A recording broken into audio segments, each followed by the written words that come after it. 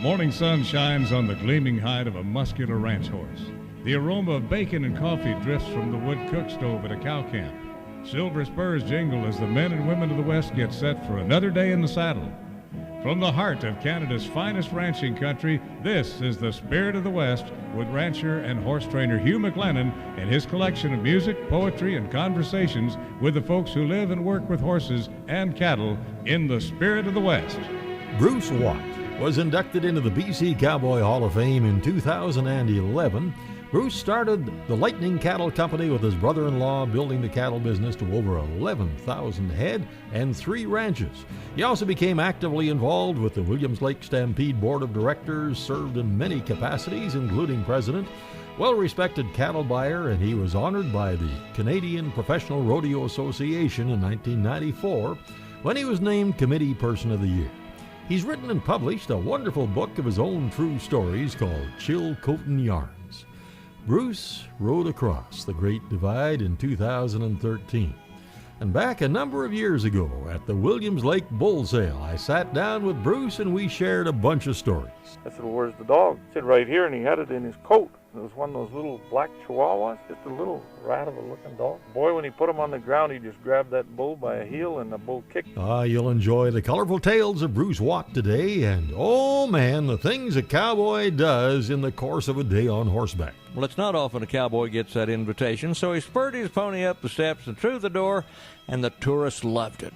They took pictures and bought him and his horse a beer. Don't miss Baxter Black's amazing true life adventure today. And on the Rangeland News, you have big supplies, but you also have record consumption. Lots of ongoing issues there, and in the Cowboy Poetry Spotlight. A bale of straw, some sandbags, more twine and rusty wire, a crowbar, salt block, saddlebags, and a half-flat Goodyear tire. You'll hear how Phyllis Rothwell found a way to make crossing the U.S.-Canada border much easier. Our classic Song of the West comes from a movie that starred Ronald Reagan. And on the Urban Saddles and Western Wear horse training file, several folks have asked me to comment on a video by Clinton Anderson that's making the rounds, and I'll wade right in. Couple of songs about buckskin horses make our playlist this week. Here's the first one from Bob Marshall.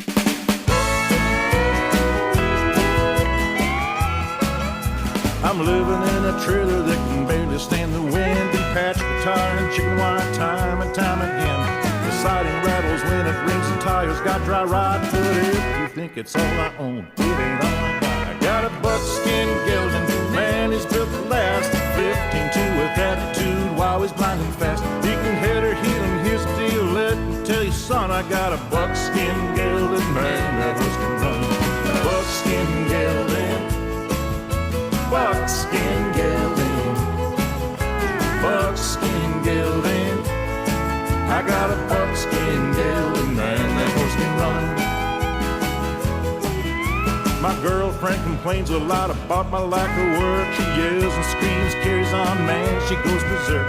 Nothing can console her when I give her my reply. I'll rope until I lose my thumbs or till the day I die. I got a buckskin gelding, man, he's built to last. 15-2 with attitude while he's blind and fast. He can hit or heel, and here's the deal, let me tell you, son, got a buckskin gelding, man, that horse can run. Buckskin gelding, buckskin gelding, buckskin gelding. I got a buckskin gelding, man, that horse can run. I can have a fine Mercedes or a sexy little girl, pockets full of cash or sail around the world.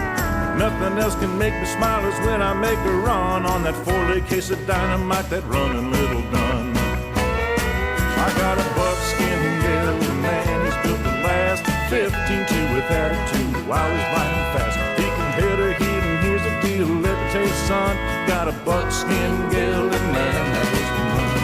Buckskin gelding, buckskin gelding, buckskin gelding. I got a buckskin gelding, man, that horse can run. Yeah, buckskin gelding, buckskin gelding. I got a buckskin gelding. I got a buckskin gelding, man, that horse can run. Yeah, one of those songs that could get you a speeding ticket if you got it turned up loud going down the highway. Well, during his days as a cattle buyer, Bruce Watt did a lot of flying in a Bell Ranger helicopter, and he learned a few things about that. You're telling me about it took a little bit of adjusting on your part to know exactly where to land with this Jet Ranger when you first started dropping into these places in the dusty prairies. Sometime you had to be a little careful. Yeah, actually, I got a very good lesson. One of the first places we went into was a ranch up in Fraser Lake area, and it was a hot day, and we spotted the house. We'd had the description of the place, and I told the pilot just to set down the front yard there, which it was a big yard. And as we're setting down, I noticed the woman, it was a hot day, and she had the front door open and the back door open, and you could see the dust going through the front door and right out the back door.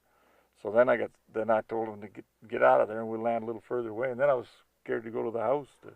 I figured that she'd be waiting for us with a gun, but it just filled her house up with dust. So we did learn to land a little ways away from a woman's house, that's for sure.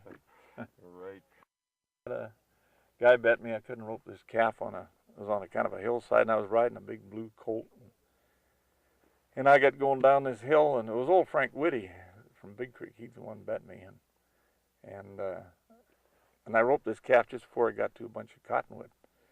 And the activists wouldn't have liked to see that act, but the calf wrapped around the tree about 3 times and then jerked me right over backwards. I had a nylon rope, and old Frank, he pretty near esophageated. He was laughing so hard, and it didn't hurt me a whole lot. But and the calf was fine. We got the calf down, but we burnt that tree. I've been back since, and you can still see where that rope burnt in that tree. But that horse, another time, the same horse, and it wasn't any better broke the next time. I roped the moose by one horn. Roped the moose by one horn. Like, there were lots of moose up there in those days, and they weren't too swift. There were so many that they were kind of getting weak in the winter. You could run up on them quite easily and rope them. And this was in February, and I thought, well, I'll just try him out. He was out in a big meadow, and I had a G-haw, this big blue colt up, so I could get him close enough. And I only caught one horn. And of course, in February, most of them had lost their horns, but there were a few still had their horns, and this guy still had his. And that was a nylon rope, and they were kind of new to us at that time. But they stretched like a rubber band, and this colt, as soon as I roped this, and he felt that on there, he took off pretty well out of control, across this meadow, and the moose went the other way, and then just when the rope was stretched out, that horn popped off. So, on a green colt, he roped a moose by one antler, and you'll find out what happened next when the Spirit of the West continues right after this. Welcome back to the Spirit of the West. The second song about buckskin horses is coming up after we get back to Bruce Watt and the moose. Okay, Bruce, well, when we last left you there, you just roped this moose by one horn, and this blue colt of yours wasn't taking too well to that, and about the time the nylon rope stretched out, that horn popped off. Now what happened? Well, of course, the horn came at me and the horse, and I kind of anticipated a little bit because I'd had little experience with these nylon ropes and the stretch they have to them. So, but anyway, it went over top of the horse. It didn't hit either one of us. I got down kind of low on one side of the horse, but I didn't rope any more that way. Any more moose that way? No, I learned a lesson that day. Yeah. Gosh, I don't know. I've been tempted at times to put a rope on a bear or a moose, but luckily I couldn't get. Well, I haven't had a shot at a moose or a deer, but I haven't been able to get close enough, and that's probably a good thing, I think, for me and the horse. But I have roped the odd bull that I had wished I'd never even started doing that kind of thing with before. Oh yeah, they can be a little ornery too, and it's surprising the ones that'll give you the most trouble are often the gentlest bull. They just won't. Sometimes, when they feel that rope, when they know they're caught, then they really get on the fight. And that I've had others that once that it tightens up, I've been able to just sort of tie off to my horn and step off and go up and then give them a shot while the rope is tight. Yeah. And sometimes getting the rope off after is a little bit of a job. When I had that memorable conversation with Bruce Watt quite a few years ago now, he involved another rancher from that area who is also a renowned storyteller, Tom Livingston. and that's coming up. We started things off today with a great up-tempo song from Bob Marshall called Buckskin Gelding, and this next one always makes me think so fondly of Lucky the Wonder Horse. She's still with us at the age of 30-something and doing pretty well. I played this song by Gary McMann a time or two and just got this version from the group known as Saddle Strings, Buckskin Lady. Now I've got a pony, fastest thing around, and of all the girls I've known, she's the truest one I've found. 'Cause she'll cut 'em and she'll head 'em just the way you want 'em turned. And if you drop a loop around 'em, she can make a grass rope hum. And any time you got a rodeo, I got the entry fee. You can bet your boots my gal and I will come. And it's tidy-idy-ido on the plains of Colorado. That young pony was born to work the trail. Some old Idaho rider was the first one tried to ride her. Bronco buster, wild horse rustler, shook him off like a turkey feather duster. Now some folks like Cadillacs with power brakes and air. Just give me a Hamley saddle, my little buckskin mare. 'Cause I took her up the mountain when we made that summer drive, and I took her to Wyoming for a rodeo or two. In old Cheyenne and Saratoga, we roped them little dogies. She's the best old gal this cowboy ever knew. And it's tidy-idy-ido on the plains of Colorado. That young pony was born to work the trail. Some old Idaho rider was the first one tried to ride her. Bronco buster, wild horse rustler, shook him off like a turkey feather duster. When she gets too old to rodeo, too old to ride the range, I'll just take my buckskin lady out across the open plains. 'Cause she's just an old cow pony, and I know she'd go plumb crazy if she had to stand unsaddled round the barn the whole day through. I'll just turn her loose to ramble underneath those Rocky Mountains, tell 'em that her working days are through. And it's tidy-idy-ido on the plains of Colorado. That young pony was born to work the trail. Some old Idaho rider was the first one tried to ride her. Bronco buster, wild horse rustler, shook him off like a turkey feather duster. And it's tidy-idy-ido on the plains of Colorado. That's my pony, sir, and I said she ain't for sale. My Bob Kaufman saddle and my good old buckskin mare. All a cowboy could ask for. Well, Tom Livingston is kind of a legend in the ranching cowboy world, and his column From the Banks of the Red Deer entertained readers of Canadian cattlemen for so many years. In fact, Tom mailed us a bunch of those columns a while back, and I'm sure enjoying them. Anyhow, before we lost Bruce Watt, he shared a story that involved Tom. Remember when these guns first came out, those what do you call them? Tranquilizer guns, eh? Yeah. A friend of mine, Tom Livingston, he used to manage the Choco Ranch out here. I went to see him over in Alberta. He was on the 3 Walking Stick Ranch out of Brooks.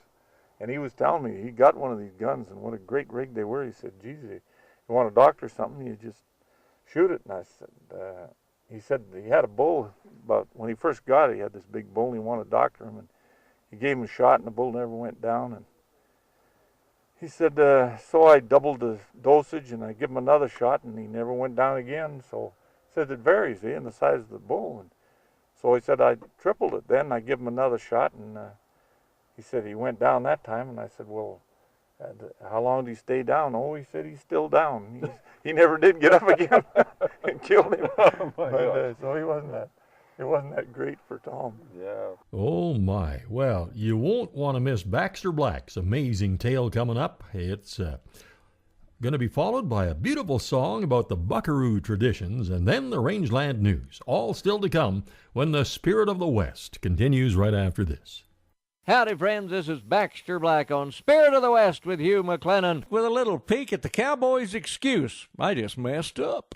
If your group or association is planning a meeting and are on a thrifty budget, check out Virtual Video Baxter. That's me. I'll video a personalized welcome, then furnish several humorous stories to run between your speakers. Sign books can be used as auction items.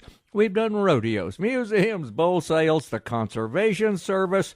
Use your imagination. Virtual Video Baxter. Give us a call, 800-654-2550 at baxterblack.com. As my disasters have accumulated over the years, I've finally realized that sometimes I just mess up. It's the truth, and who can argue with it? Recently, I received a note that the wife of a friend of mine who'd been suffering a prolonged illness was not long for this world. I'd become close friends with this man and also to his brother. With a heavy heart, I wrote a note to my friend and his wife expressing my consolation.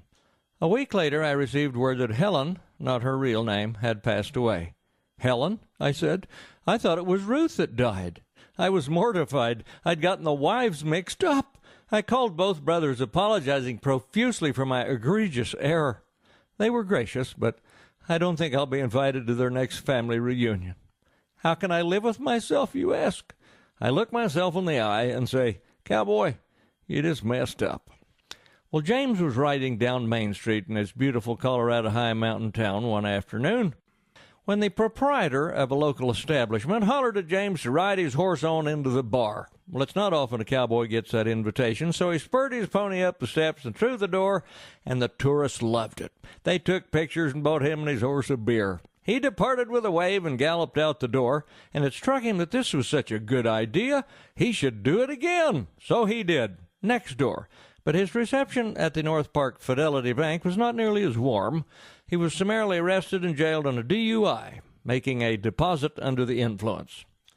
Another day, he was pushing a big ornery bull down the trail from Pole Mountain. The bull sold up and got on to fight. James tried whacking him with the tail of his rope.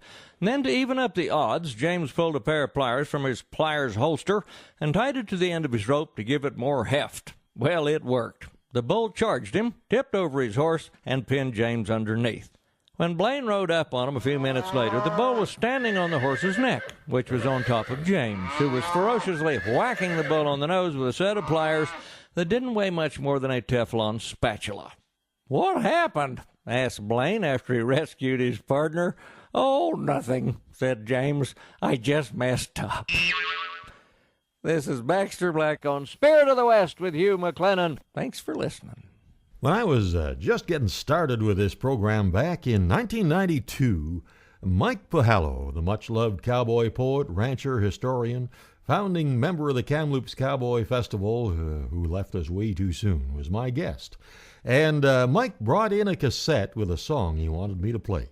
And I love the song, especially the images it stirs up when you hear it. The words were written by Bryn Thiessen, the beautiful melody by Ben Crane, Sunlight on Silver.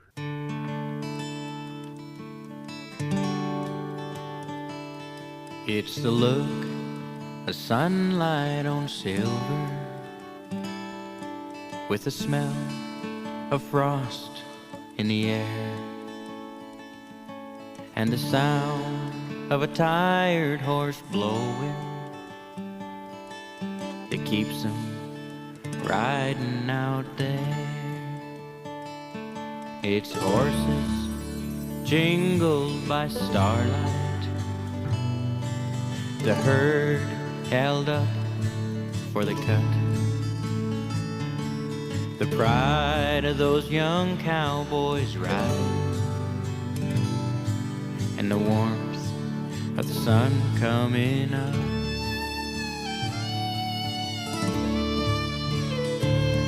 'Cause the memories are rhymes that bring back the times and the places the cowboy has rode. They might hang in the wind, but they'll come back again and warm him when he grows old.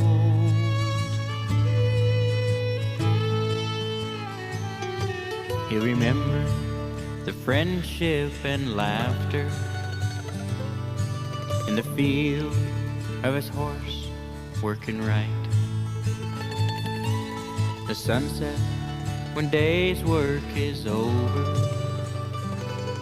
and the times round the fire at night. The sound of a good cowboy singing, and the words of the poems that he said. The coolness of the night air he's breathing as he lays in his old canvas bed.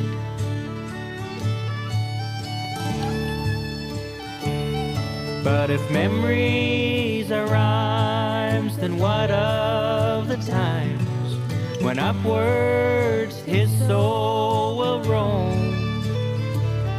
He'll stand there amazed where the star herds now graze as he stares round his heavenly home.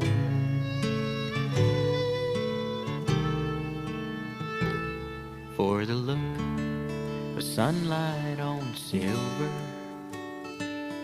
and the smell of frost in the air, the sound of a tired horse blowing will meet him when he's riding up there.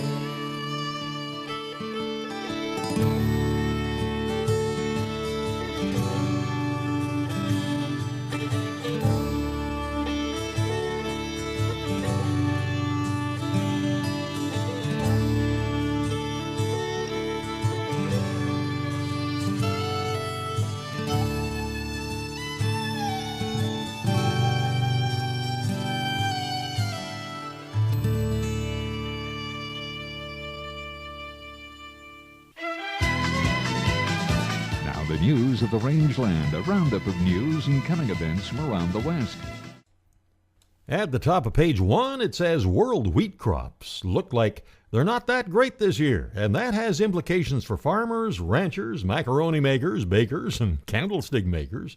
And we've got this report from USDA. World Ag Outlook Board Chair Seth Meyer says the big story with wheat is what he calls implied disappearance. You're watching the stock declines, and so from that stock report, we get information on implied disappearance that affects how much we will carry into this crop year, this crop that's just beginning to be harvested.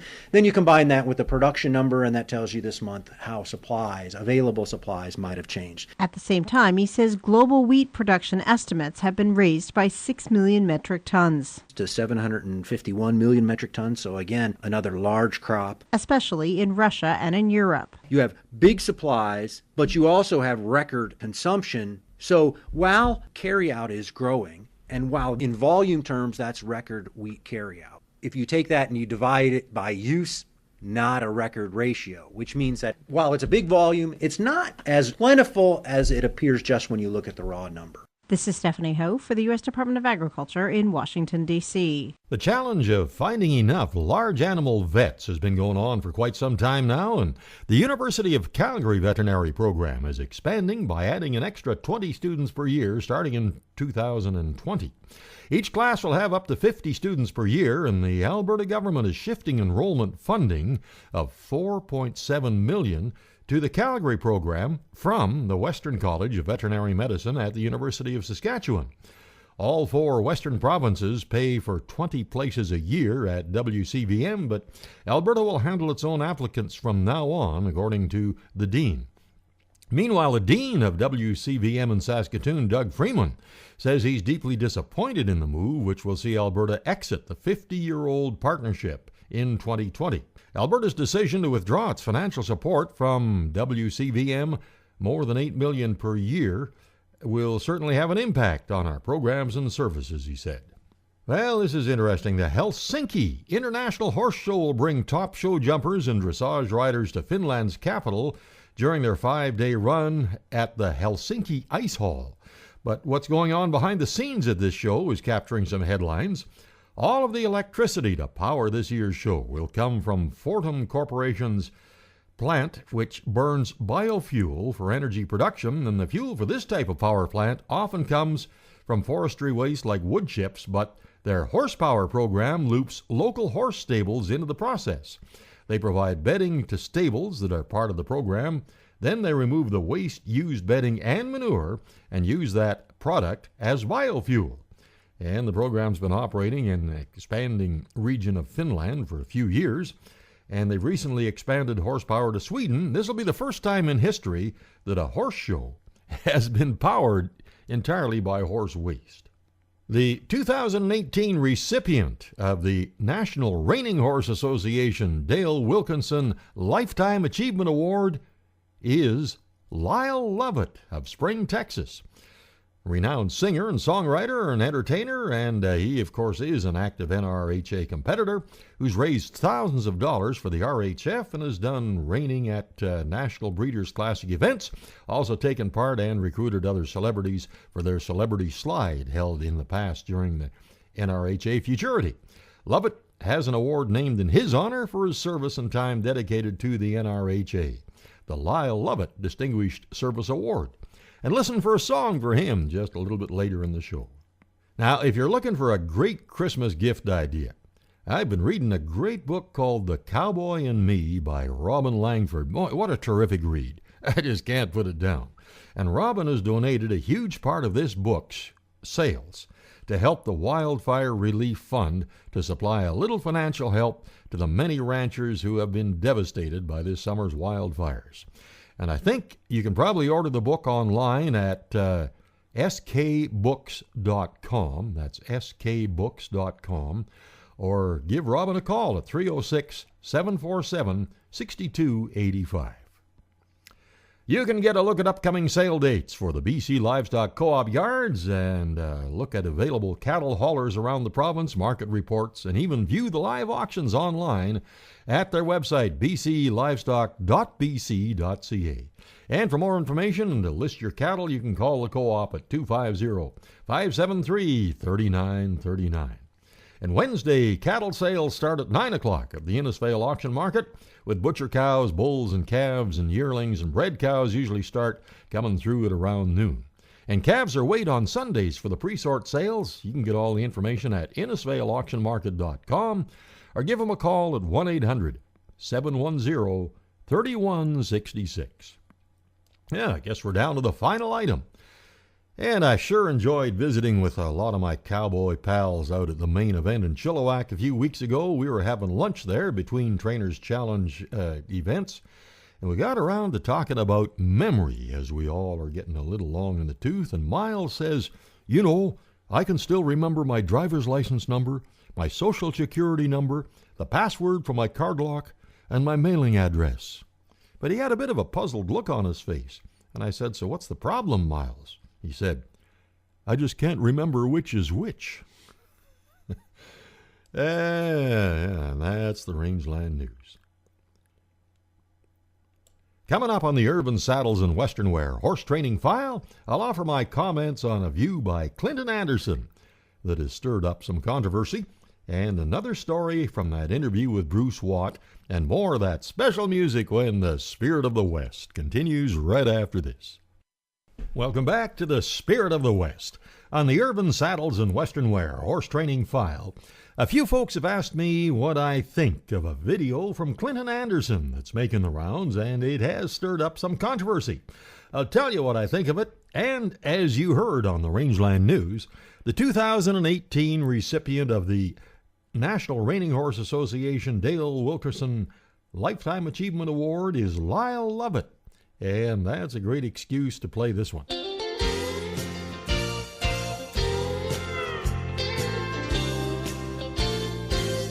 Let's have a hand for that young cowboy and wish him better luck next time. And hope we'll see him up in Fargo or somewhere farther down the line. Well, this time he sure drew a bad one that nobody could ride. But by the way he pulled his hat on, you knew he'd be there for the fight. And it's the classic contradiction, the unavoidable affliction. Well, it don't take much to predict, son, the way it always goes. 'Cause one day she says she loves you, and the next she'll be tired of you, and push will always come to shove you on that midnight rodeo.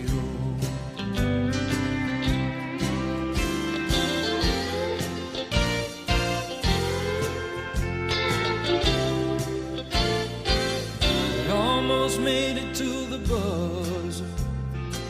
Somehow he gave up in the end. They put one hand around the other and let that pickup man on in. And it was his last chance to ride it, and now he'll have to move along. But he knows back in his mind he won't be away for long.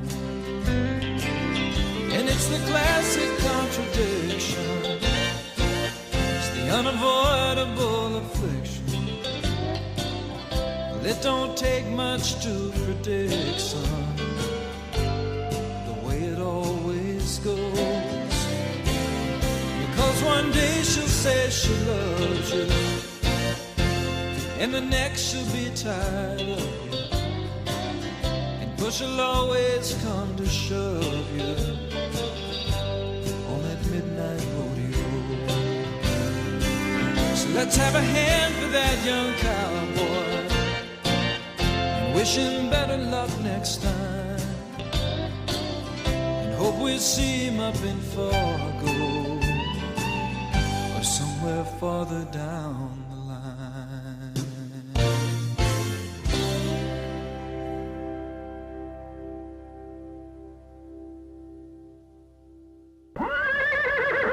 Now it's time for the Horse Training File, brought to you by Irvine Tack and Western Wear, Canada's largest Western store. Fall calls for Western wear with a welcome twist from Urban Tack and Western Wear. Over 70,000 square feet of selection, boots for cowboys and cowgirls, work boots, hikers, and slip-ons. They've got them all. Everything to suit up for the changing season. Jeans, shirts, gloves, hoodies, jackets, and oh yeah, they want me to tell you about the fall decor and collectibles. New arrivals fresh off the wagon almost deal. Urban Tack and Western, off exit 305 on Highway 2 by Crossfield, open 7 days a week. There's a video making the rounds these days, and it's created more than a little controversy. It shows Clinton Anderson in a training session with Titan, a 3-year-old stud colt. He's got the best performance bloodlines you can find, and Anderson comes down pretty firmly on him in some places. There have been a lot of folks who have said that some of the things he does are almost brutal and way too firm. Okay, well, first of all, I'm not necessarily a member of the Clinton Anderson fan club, but I did watch the video closely, and a few things came to mind. First of all, the performance horse world at this level is extremely competitive. These horses are expected to perform at the absolute top of their potential, and they're also worth a huge pile of money. Judges are looking for the tiniest flaw in movement, response, and many other things. And what came to mind was that Anderson's timing was spot on, and that's crucial. His corrections and releases were exactly when and where they had to be. Now, if someone who didn't have that acute sense of timing was trying to train this horse, it would take a lot longer and the horse might not come close to what he's capable of. A horse with this much energy, spirit, and athleticism might get totally confused in the hands of a trainer who couldn't time the pressure, correction, and releases at exactly the right moment. Now, I don't think using a counter canter to work on a flying lead change is a bad idea either. Now, a horse like this one really needs to know what's acceptable and what's not, from the earliest groundwork to the most refined reining maneuvers. If there is consistency to the time of everything he's asked for, he'll try much harder. After one attempt at a flying lead change, instead of making it smoothly, he kicked up with his outside hind leg at the outside spur of Clinton before he made the change, but he did change. Now, he was just put back into the counter canter firmly, and he had to do a few more laps, and on the next try, the change was pretty smooth. And the other thing to keep in mind is this is a 3-year-old stud colt with a lot of testosterone, and anyone who's worked successfully with studs knows there are times when the leadership has to be reinforced in a way that the stud understands in no uncertain terms. Political correctness and sensitivity doesn't seem to be in Anderson's DNA, so if you watch it, be prepared for some comments that will obviously offend or annoy a lot of people. And for Irvin Saddles and Western Wear, that's the Horse Training File. Our horses sure enjoy that daily feeding of Hoffman's horse ration, and they look so good and feel so good. You can find out more about it at hoffmanshorseration.com. It was at the Williams Lake Bull Sale quite a few years ago that Bruce Watt and I were having a great visit, and the subject of loading bulls came up. And I was trying to load some bulls at A1 one time, and we had this one. It was dark at night, and this one bull just wouldn't go up to shoot. And this guy said, "I'll go get my wife's cow dog. He'll put him up there." So he come back, and it's pretty dark, and I'm looking around for this dog, and I couldn't see the dog. I said, "Well, where's the dog?" He said, "Right here," and he had it in his coat. It was one of those little black chihuahuas, just a little rat of a looking dog. Boy, when he put him on the ground, he just grabbed that bull by a heel, and the bull kicked, and by the time he kicked, he had the other heel, and he couldn't see him, eh? It just spooked the hell out of the bull, and he took the first hole there was around, and that was the truck, and he went right on. It changed my ideas about those little mutts. but it was quite a cow dog. Chihuahua cow dog. Yeah. Holy smoke. Yeah. Yeah. Well, cow dogs have inspired a lot of cowboy poetry and different things. I know we've got 3 that there have been times when I don't know what I'd have done without those dogs, and there's been other times when I wish to heck I was packing a gun so I could do something with them. No, good dog is essential if you're working many cattle. The one we had there, we'd even fly him. He'd fly with us when we went to Alberta and had to do much work, like sorting and whatnot. What kind of dog was? Well, he was a short-haired border collie, and I got him from Bronc Twan, who's Bronc. And I called the dog Bronc. He became quite well known, but he was the best dog that I ever did have. Yeah.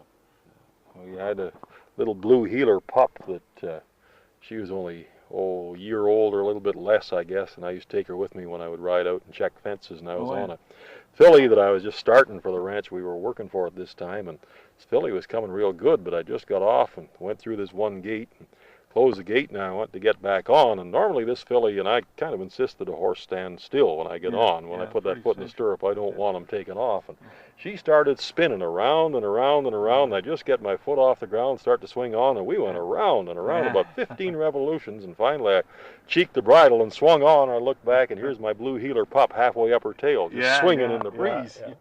Yeah, they're good for that, those blue heelers. Seems like it. I always say there's 2 things I wouldn't accept as a gift. One's a blue heeler and the other's a Ford truck. Right. Okay, we'll be back right after this word from our sponsor, Lake City Ford. Yeah, right. Oh boy, we sure miss Bruce. Well, we're heading for our classic Song of the West segment now, and I think you're really going to enjoy the one we've dug up. And then a ranch wife who lives close to the U.S.-Canadian border has found a great way to really streamline the border crossing process. And you'll hear how she did it in the Cowboy Poetry Spotlight when the Spirit of the West continues right after this. Welcome back to the Spirit of the West. Bob Nolan was asked to write the lyrics to a melody that Lou Forbes, the film's composer, had written for RKO's movie Cattle Queen of Montana in 1954. The movie starred Barbara Stanwyck and Ronald Reagan. And actually, I watched it just last week and thoroughly enjoyed it, even though I heard Ronald Reagan was not happy with the horses they supplied for him to ride. Anyway, that's how this week's classic Song of the West was born. The Sons of the Pioneers recorded it at their November 22nd, 1954 session in Hollywood for RCA, and although the Pioneers used the song in their radio transcriptions, it was not used in the film. Although the melody did play with an orchestra and a plaintive harmonica all through the film. Simple but evocative, it's become a Bob Nolan classic. And as you are no doubt aware, when Bob Nolan retired from the Pioneers, he was replaced by Tommy Doss, who sounded so much like Bob Nolan it was almost spooky. On this version of our classic song of the West, The Rolling Hills of Montana. See if you can tell which one of them is doing the solo.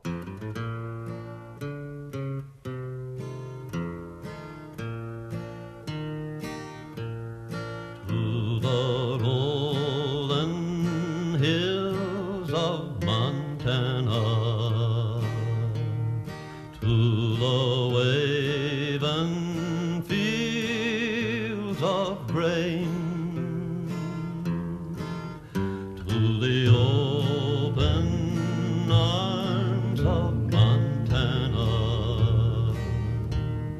let my heart ever turn again. Hear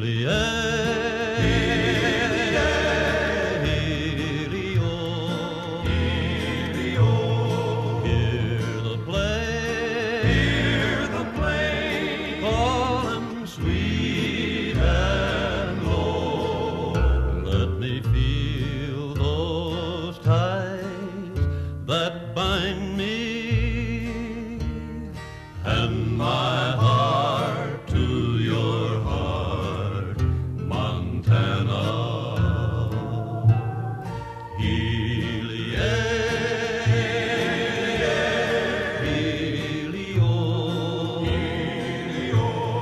Hear the play, calling sweet and low. Let me feel those ties that bind me and my heart to your heart, Montana. And my heart to your heart, Montana, Montana, Montana. Well, that sure sounds like Bob Nolan, but it was Tommy Doss from that 1954 recording. And I think our faithful listeners at KZIN in Shelby, Montana will enjoy that one.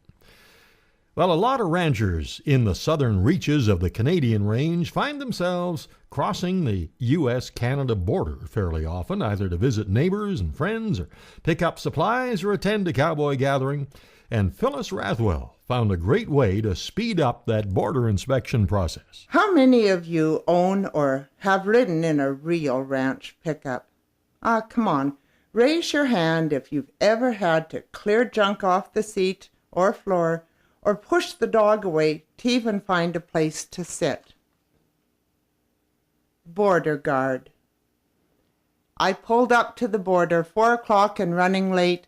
The new guard waved me forward and didn't hesitate. He strolled around my pickup with a disbelieving stare and asked if I had anything I wanted to declare.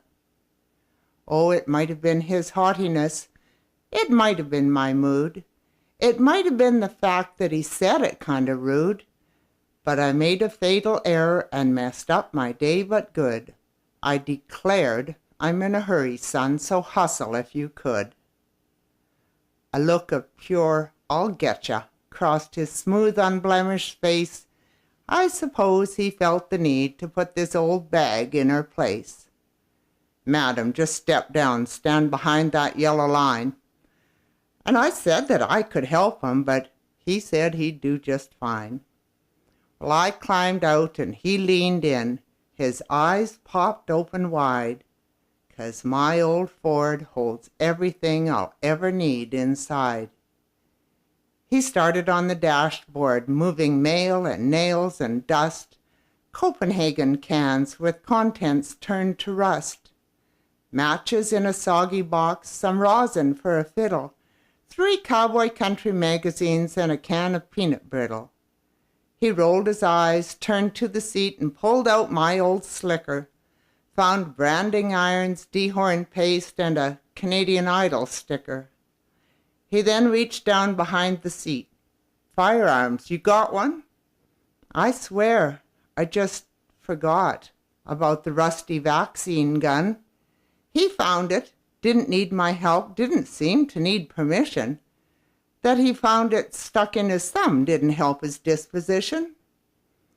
He gave up and turned to the floor, and the treasures resting there, the pipe wrench and the greasy rags, 3 horseshoes for my mare, a half a quart of motor oil, and an unused can of Raid, buckles, spotlights, boluses, and last month's bills unpaid. He dived into the glove box, tossing items here and there. His face was getting redder, and again I heard him swear. Some staples, fuses, electrical tape, a can of Fix-A-Flat, a hardened tube of silicone, and a hairball from a cat. He exhausted glove box contents when he threw out Lego blocks, backed slowly out and paled some as he glanced into the box. A bale of straw, some sandbags, more twine and rusty wire, a crowbar, salt blocks, saddlebags, and a half-flat Goodyear tire. Some mud, some blood, some nameless ooze congealed on the floor, and it was plain to see that he couldn't take much more. He rubbed his back and cupped his thumb. I think he had the vapors. He couldn't meet my eyes as he handed me my papers. It was 10 to 5 as he waved me down the road and turned to look at 15 cars he might yet unload. I was late arriving at the gig that I'd gone down to do, but clouds have silver linings, and folks, I swear that's true. You'd think with all the hassle I'd endured, I'd be irate. But now he waves me through when I approach the border gate.